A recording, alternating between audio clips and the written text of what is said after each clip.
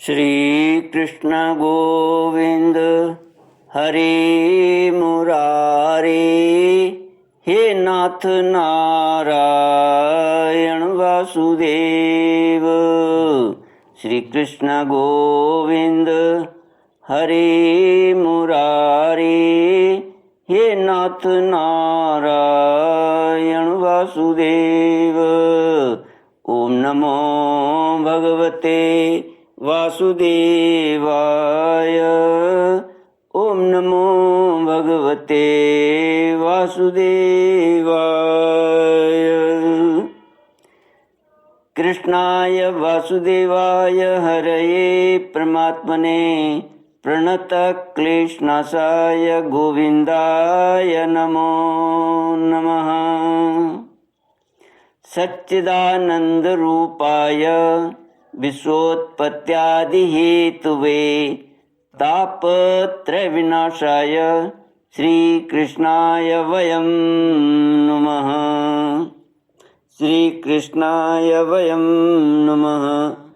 सच्चित आनंद स्वरूप परमात्मा जो सृष्टि के उत्पत्ति पालन और श्रृंगार करता है तथा जीवों के आध्यात्मिक आदि दैविक आदि भौतिक तापों को नष्ट करने वाले हैं अर्थात जीवों के मानसिक शारीरिक और भौतिक दुखों को दूर करने वाले हैं, उन श्री कृष्ण भगवान को हम नमस्कार करते हैं। श्री कृष्ण गोविंद हरे मुरारे, हे नाथ नारायण वासुदेव। श्रीमद्भागवत दसम स्कंध अथेकोनसप्तति तमोऽध्यायः।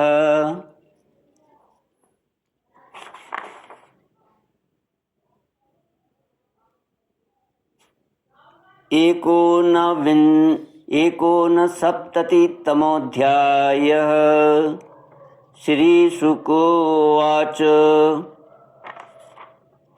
श्लोक 19 से ततोऽन्यदा विशद्गेहं कृष्णपत्न्या स नारद योगेश्वरेश्वरस्यां योगमायाविवित्सया दिव्यन्तमक्षयस्तत्रापि प्रियया चोद्वनेन च पूजितः पर्याभक्त्या प्रत्युत्थानासनादिभिः।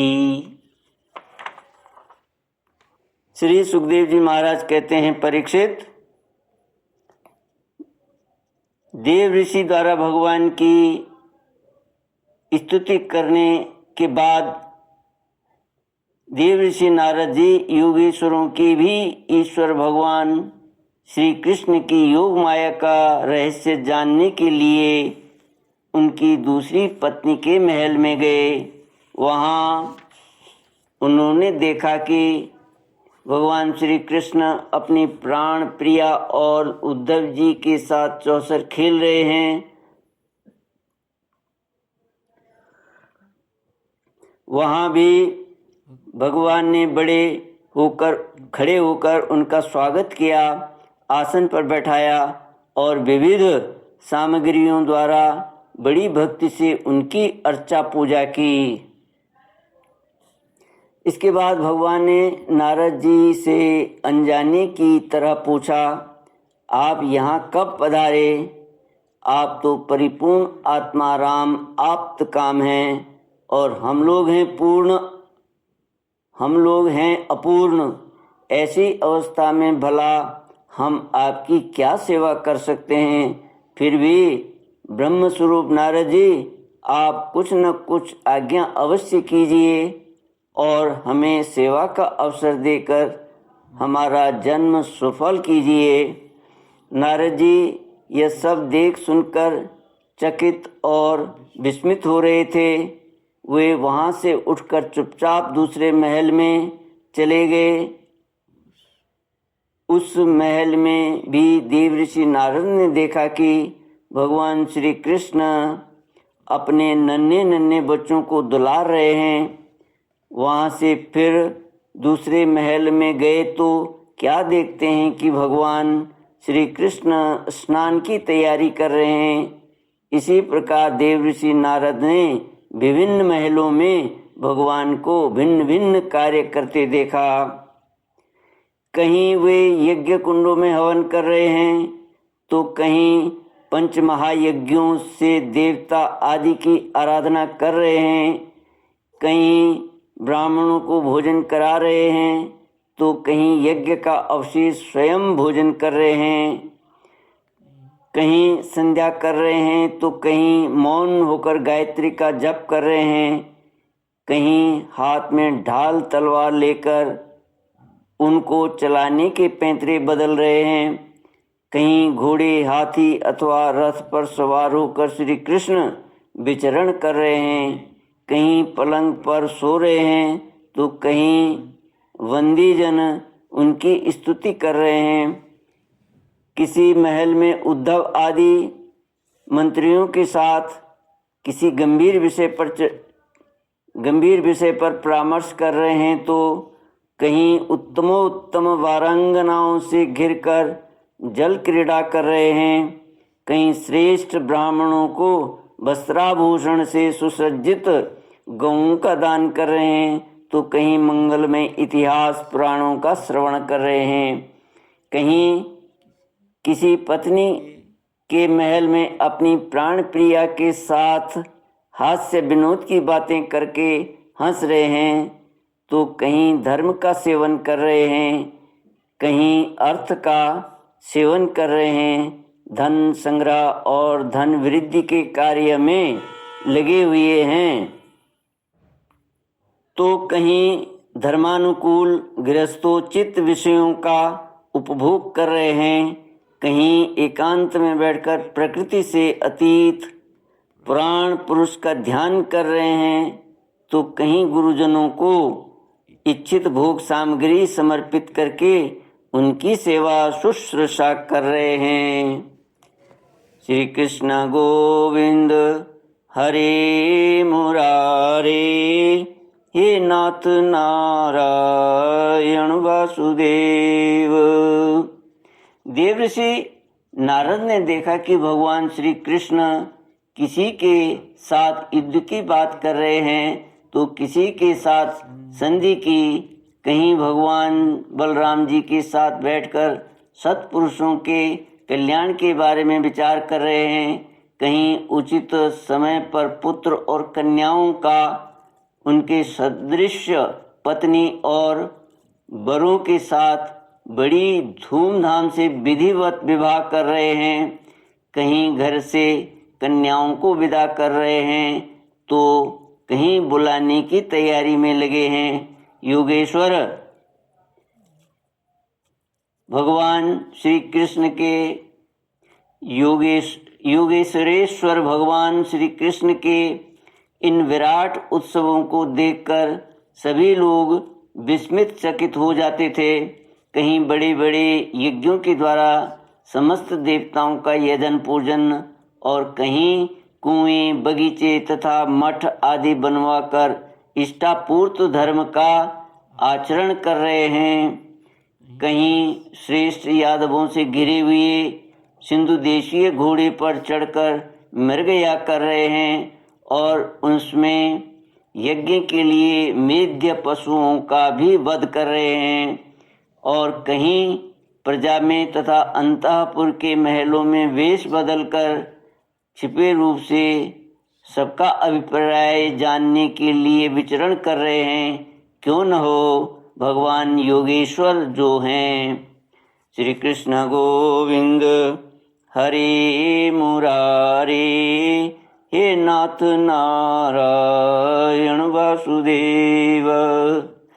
श्री सुखदेव जी कहते हैं, परीक्षित, इस प्रकार मनुष्य की सी लीला करते हुए ऋषिकेश भगवान श्री कृष्ण की योग माया का वैभव देखकर देवऋषि नारद ने मुस्कुराते हुए उनसे कहा, योगेश्वर आत्मदेव, आपकी योग माया ब्रह्मा जी आदि बड़े बड़े मायावियों के लिए भी अगम्य है, परंतु हम आपकी योग माया का रहस्य जानते हैं, क्योंकि आपके चरण कमलों की सेवा करने से वह स्वयं ही हमारे सामने प्रकट हो गई है। देवताओं के भी आराध्य देव भगवान 14 भुवन आपके सुयश से परिपूर्ण हो रहे हैं। अब मुझे आज्ञा दीजिए कि मैं आपकी त्रिभुवन पावनी लीला का गान करता हुआ उन लोगों में विचरण करूं। भगवान श्री कृष्ण ने कहा, देव ऋषि नारद जी, मैं ही धर्म का उपदेशक, पालन करने वाला और उसका अनुष्ठान करने वालों का अनुमोदन करता भी हूँ। इसलिए संसार को धर्म की शिक्षा देने के उद्देश्य से ही मैं इस प्रकार धर्म का आचरण करता हूँ। मेरे प्यारे पुत्र, तुम मेरी यह योग माया देखकर मोहित मत होना। श्री सुखदेव जी कहते हैं, इस प्रकार भगवान श्री कृष्ण गृहस्थों को पवित्र करने वाले श्रेष्ठ धर्मों का आचरण कर रहे थे। यद्यपि वे एक ही हैं, फिर भी देव ऋषि नारद जी ने उनको उनकी प्रत्येक पत्नी के महल में अलग अलग देखा। भगवान श्री कृष्ण की शक्ति अनंत है। उनकी योग माया का परम ऐश्वर्य बार बार देखकर देव ऋषि नारद के विस्मय और कौतूहल की सीमा न रही। द्वारका में भगवान श्री कृष्ण गृहस्थ की भांति ऐसा आचरण करते थे मानो धर्म, अर्थ और काम रूप पुरुषार्थों में उनकी बड़ी श्रद्धा हो। उन्होंने देव ऋषि नारद का बहुत सम्मान किया। वे अत्यंत प्रसन्न होकर भगवान का स्मरण करते हुए वहाँ से चले गए। सुखदेव जी कहते हैं, राजन, भगवान नारायण सारे जगत के कल्याण के लिए अपनी अचिंत्य महाशक्ति योग माया को स्वीकार करते हैं और इस प्रकार मनुष्यों की सी लीला करते हैं। द्वारकापुरी में 16,000 से भी अधिक पत्नियां अपने सलज्ज एवं प्रेम भरी चितवन तथा मंद मंद मुस्कान से उनकी सेवा करती थीं और वे उनके साथ विहार करते थे। भगवान श्री कृष्ण ने जो लीलाएं की हैं उन्हें दूसरा कोई नहीं कर सकता। परीक्षित, वे विश्व की उत्पत्ति, स्थिति और प्रलय के परम कारण हैं। जो उनकी लीलाओं का श्रवण करने वालों का अनुमोदन करता है, उसे मोक्ष के मार्ग स्वरूप भगवान श्री कृष्ण के चरणों में परम प्रेममयी भक्ति प्राप्त हो जाती है। श्री कृष्ण गोविंद हरे मुरारे, हे नाथ नारायण वासुदेव। इति श्रीमद्भागवते महापुराणे पारमहंस्यां संगीतायां दशमस्कन्धे उत्तरार्धे कृष्णगार्हस्थ्यदर्शनं नामैकोनसप्ततितमोऽध्यायः। ॐ पूर्णमदः पूर्णमिदं पूर्णात् पूर्णमुदच्यते पूर्णस्य पूर्णमादाय पूर्णमेवावशिष्यते। ओम शांति शांति शांति। हरि ओम। श्री गुरुभ्यो नमः। हरि ओम।